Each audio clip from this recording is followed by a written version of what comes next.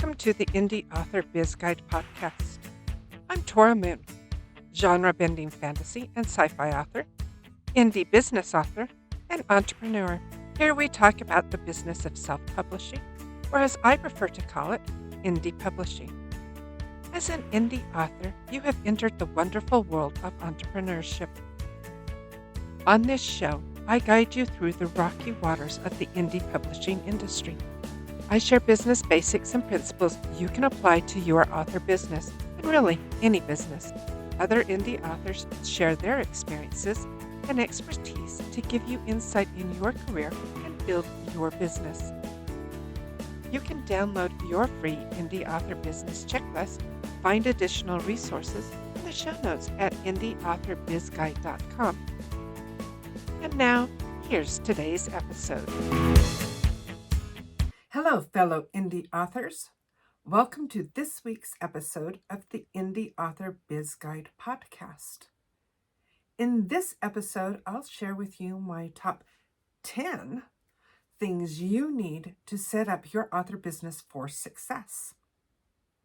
Listen to the end for a free resource you can download to help you in your indie author business. My personal update.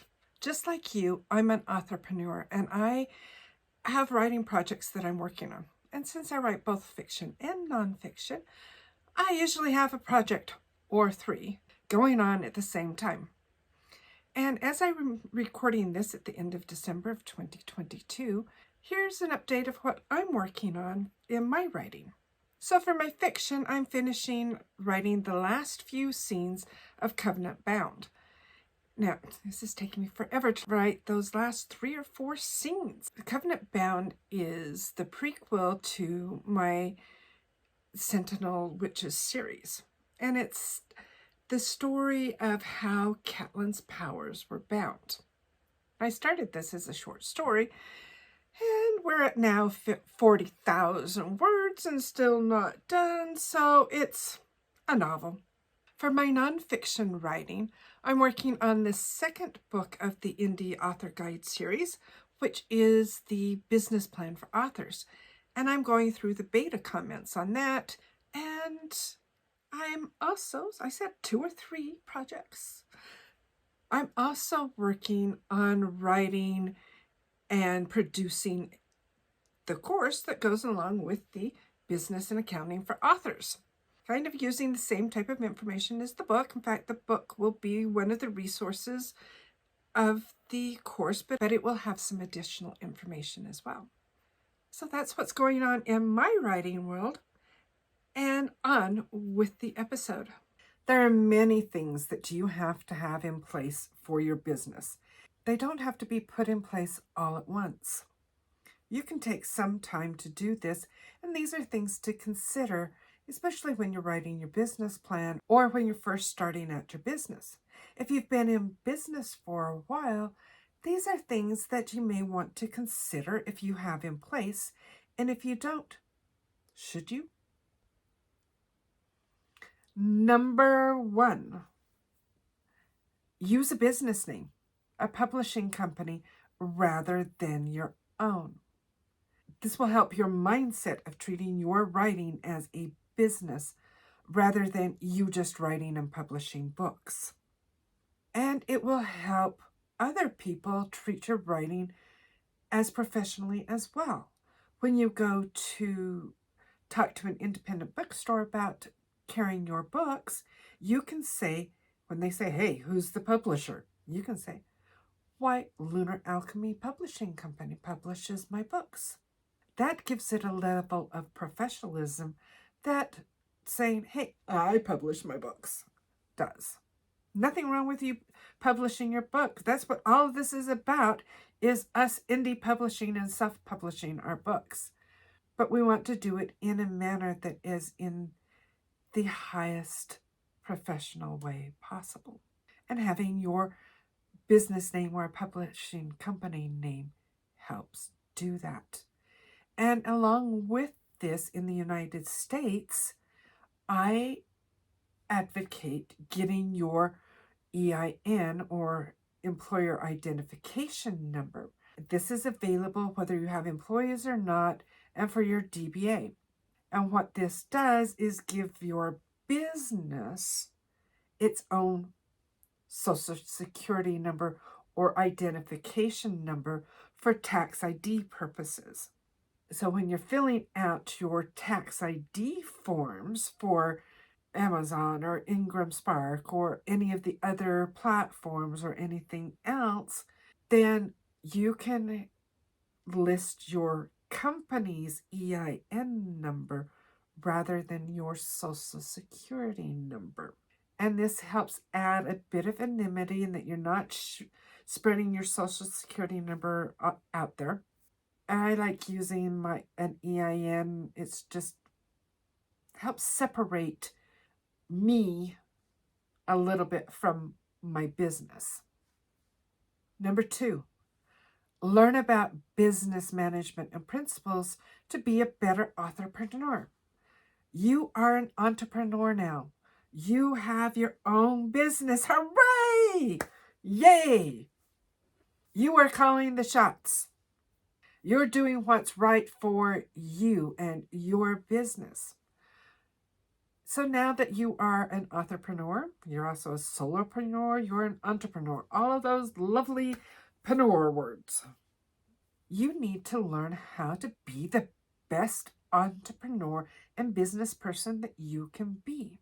There are some things within this that are specific to being an author, but a lot of business basics and business principles apply to no matter what business you have. And that's the purpose of this podcast, is to help give you some of that education that you need on the business side. And other things, we'll maybe get into craft, but mostly on the business stuff. Part of this doesn't matter where you are in your indie author career, whether you've written one book or 50, you're just starting out, or you've been doing this for years, is doing your continuing education. And that includes continuing your education and learning about business practices and principles and about your craft, because your craft affects your business. If you are increasing your craft and developing your craft even more, that means more sales, better business. This includes going to writers' conferences, like the 20 Books to 50K conference is a really good one. It includes, for fantasy authors, the LTUE conference every year in February is fabulous for not only increasing your craft, networking with other authors, and learning more about the business of writing. So find those that are in your area. I know Self-Publishing Formula or Launchpad, they've just rebranded as Launchpad. Whether that's their podcast or they do a live conference now, that's another place. You can listen to podcasts like this one to increase your education. Joanna Penn's podcast, The Creative Pen, is amazing and great for not only the creative side of your business, but the business side. And she's very much into what's happening in the future and thinking about the future of our business. That's a good one to learn about your future, about your business. Reading books, watching YouTube videos. Becca Smy's Quitcast is a really good one that she does a video only on your writer strengths and things that you should quit and things that you should keep. Number 3, create a business plan and regularly update it. And this applies to any business and wherever you are in your business. A business plan is especially good when you're just starting your business to help you figure out what you want to do with your business and kind of get some ideas of what's important to you. Even if you've been in business for 10 years, looking at or creating a business plan can be incredibly helpful, because What you thought you were going to do 10 years ago may not be what you're doing now. Things change. Even looking at your mission statement again is helpful because you've changed in that 10 years. And if you want help writing a business plan, I do that. And I'm working on a book on writing an author business plan. Number 4, take control of your IP and your platform. And make sure you're playing in your sandbox and not just other people's. This goes along with making sure you have your own ISBNs because that's one way you control your IP. Having a website that you direct people to. It can include, if that's where you are in your business, selling direct. It can include being wide and selling on multiple platforms. This is part of why having a business plan and updating it regularly, because things change.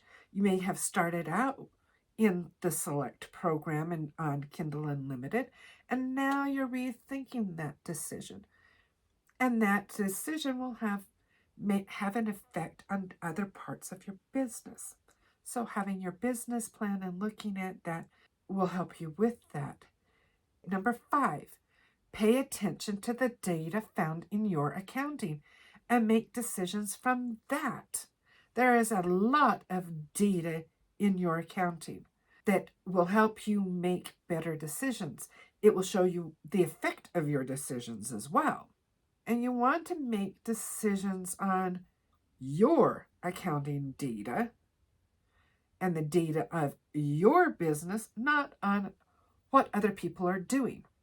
Another author may have great sales in the summer. Your business, on the other hand, your sales may tank in the summer. You need to look at your accounting data to find out what works for you.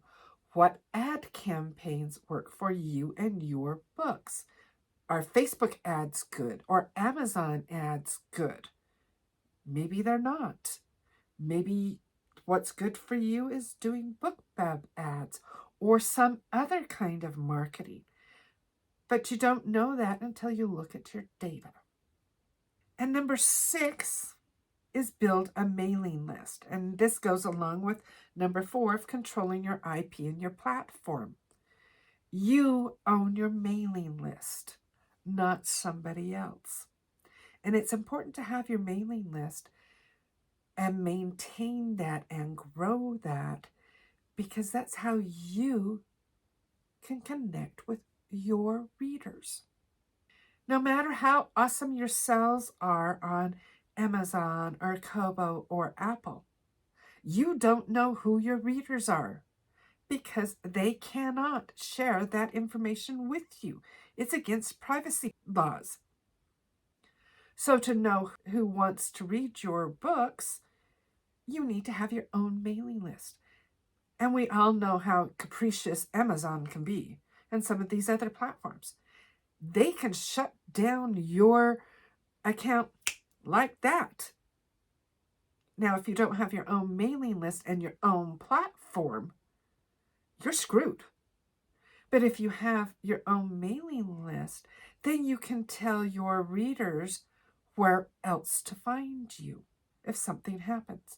Something happens to your Facebook account, your TikTok account, your Instagram account. That's playing on other people's sandbox.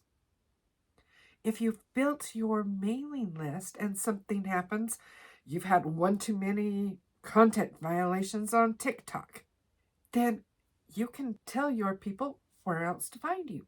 You set up another TikTok account, you can tell them what your new account is. Number 7, write a mission statement. And this you will hear in just about every class on starting a business, is writing your business statement. And it applies to an author just as much as any other business. What a mission statement does is help you really solidify and think about your why. Why are you writing? What are you writing? Your core values and how they fit in your writing. And this is not something that you write once and put it away. You may be on your 50th book and year 5, and you want to look at that mission statement to see if you're still on point or if things have changed in your life, if you are now doing something else, and why are you doing that something else? These last 3 tips are more about the mindset of being an author. And our mindsets of being an author and our business mindsets do affect our business and our writing. Number 8 is work on your mindset, especially your money mindset and your business mindset. If you are having trouble making money, look at your money mindset. What do you believe about money? Do you believe money is the root of all evil? Well, if you do, there is no effing way you are going to make money because you have this belief that it's evil. So you're not going to make it. Do you have the belief that money is dirty? You're not going to make money in that case. So look at your mindsets about money, especially, to determine if that is creating a stumbling block for you making the type of money that you want. And this goes along with what is your mindset about having a business? Do you believe, like my parents believe, having a job is better than having a business? If that's your mindset, that you like the security of having a paycheck and a job, then writing full time may not be what's right for you. Because writing full time and this is a business is not going to give you that financial security of a paycheck every week or every other week. So look at those mindsets. Number 9, have a separate space or dedicated space for your writing. And this works into your mindset as well. When you have a dedicated space for your writing, then when you go to there's this little switch that gets turned on in your subconscious and in your mind that says, oh, we're here to write. Good, go. You don't have to play those games of, oh, I need to be in the mood to write. Question that premise, as Becca Symes states. Do you really need to be in the mindset or in the mood to write? Or can you train your brain to, when you sit down at your writing space, whether that's a corner of your bedroom, a separate office, a space in your living room, on your kitchen counter, whatever you choose, that's where you go to write? Is that going to a coffee shop? I know Joanna Penn has mentioned in several of her podcasts that she writes better when she's at a coffee shop. Is that what you need to do and find? That is her separate space. I love, in the summertime, going up into the mountains and writing where I'm outside. And you may want a separate space for your business activities. And it's really great to have a door so that when you're done, you can shut it. And you're done for the day, especially if you have tendencies for being a workaholic. And having a door on your office space, also if you live with people, family, and you're working at home, having a door on your office that you can shut is a cue that you can put up a sign if you need to that says, hey, I'm working. I'm at the office just as much as if I left the house and went to the office. My daughter works at home. She's a lawyer. She works at home, but she is training her children, at 2 and 4, that when she has her office door closed, she's not home. They can't just go run in and ask her whatever. And you may need to do that with your writing as well. And number 10, which I think many people don't do and don't consider as part of setting up their business for success and their writing for success, but I think is one of the most important things that you can do for yourself and for your business. Learn about your strengths and lean on them, and find out what you're good at doing and do those things. Find out what you're weak on and what you can do to strengthen those or prop those up, or are those things that it's just better not for you to do. And there are 2 places where you can do this that I highly, highly recommend. The first one is find out what your human design is.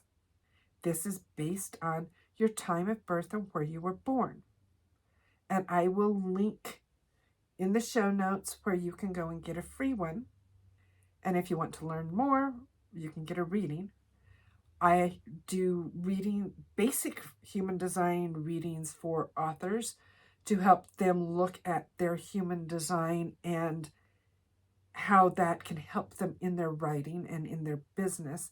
And I have a good friend, Dana Phillips, who is fabulous at doing human design readings that help you figure out your life purpose and help you figure out who you are through your human design. And the second one that I highly recommend, that I'm just learning about now and that I'm completely fascinated by, is the Gallup or Clifton Strengths. And this you can take a test for, and there is a fee for it. If you've heard anything about the Write Better Faster and Becca Smythe, she's always talking about the Clifton Strengths. And having taken my Clifton Strengths test, it made a lot of sense, and it gave me some aha moments, and it gave me some places where I could relax, knowing that my woo strength, which is wooing and persuading people, which is what you need for writing ad copy, is like my number 31 strength. I don't have that strength. And knowing that gives me a sense of peace that, writing persuasive ad copy is not part of my wheelhouse. And as much as I've tried, there's a reason why it isn't in my wheelhouse. It's not one of my strengths. So that's something I can look at as part of my business, saying, that's not one of my strengths. That may be a place where I want to hire out to somebody where that is their strength. And I'm really seeing how the Clifton Strengths and human design dovetail and work together. And I'm looking for volunteers and looking how that does, and looking at your Clifton Strengths and your human design and seeing how those work together as a writer in our writer businesses and our author businesses. So if you're curious about that too, contact me. I would love to do some work with you. I invite you to take a look at all of these 10 tips of success for your business. And what have you done? What do you think you might need to do? What sounds interesting to you? What went, maybe I need to look at that. Or, that sounds fun and exciting. I do have a free resource that lists these 10 tips out and a little bit of explanation for them. available on my website. You can get your free copy of the 10 things you need to set up on your author business for success on my website at Indie Author Biz Guide, that's B-I-Z guide.com/Biz Success Top 10. And that's BIZ Success Top 10. And I'll have a link to that in the show notes. And if you need help developing your author business, creating your business plan, or want to learn more about human design, I can help. You can find more information on my website at indieauthorbizguide.com/author-services. Thanks for listening to this episode of the Indie Author Biz Guide podcast. I hope you found value in it. You can get your free business checklist, find more information, and any downloads mentioned at indieauthorbizguide.com/podcast. Please like and subscribe and tell your indie author friends about the show. If you'd like to support the show, you can donate to Buy Me a Coffee at buymeacoffee.com/IABG. These donations help support the cost of hosting, editing, and production of the podcast. Thank you, and I hope you have an amazing day.